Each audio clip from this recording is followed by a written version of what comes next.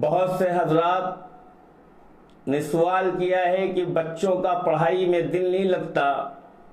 کوئی ایسا وظیفہ بتا دیں جس سے بچوں کا دل پڑھائی میں لگنے لگے، کیونکہ پڑھائی ان کا مستقبل ہوتا ہے اور بچے قوم کا مستقبل ہوا کرتے ہیں۔ لہذا ایک وظیفہ جو بہت آسان ہے اور اس کی زکوٰۃ ادا کر دیجئے گا، اگر زکوٰۃ نہیں ادا کر سکتے ہیں تو پھر اس کی اجازت جو ہے کمنٹ باکس میں یا فون نمبر اس میں موجود ہوتا ہے، فون نمبر پہ آپ لے سکتے ہیں۔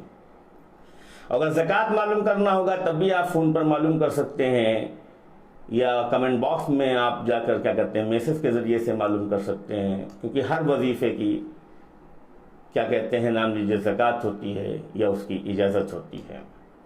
کوئی بھی چیز کو اگر آپ پڑھیں گے، وہ قرآن کی آیت ہے یا حدیث شریف کے کیا کہتے ہیں نام لیجیے الفاظ ہیں، ان کو آپ کیا کہتے ہیں نام لیجیے پڑھیں گے، اس کا ثواب آپ کو ملے گا، لیکن کسی مقصد کے تحت جب آپ کریں گے تو اس کا ایک عمل ہوتا ہے، اس کی زکوٰۃ ہوتی ہے، اس طریقے پر جب آپ کریں گے تو فائدہ ہوگا۔ ورنہ حد دیکھیے ہر آدمی کرنے لگے اور ہر آدمی کر کے کام اپنا چلا لے، لیکن نہیں، عملیات کی دنیا میں جب آپ آؤ گے تو عملیات کے لیے کسی چیز کو عمل بنانے کے لیے اس کے لیے اجازت آپ کو لینا ہوگا۔ اگر دل نہیں لگتا ہے بچے کا تو پھر اگر بچہ بہت چھوٹا ہے، مطلب اتنا چھوٹا ہے کہ وہ پڑھ نہیں سکتا ہے،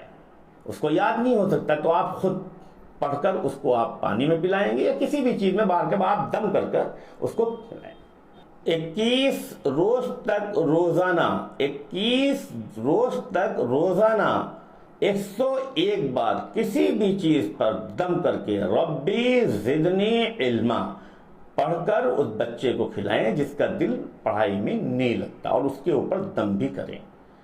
اگر وہ بچہ خود بھی پڑھ سکتا ہے تو اس کو خود بھی پڑھے 101 بار، اور پھر اس کے بعد جو ہے انشاءاللہ الرحمن اللہ تبارک و تعالی اس کا دل پڑھائی میں لگا دے گا، اور پڑھائی میں دل لگنے لگے گا،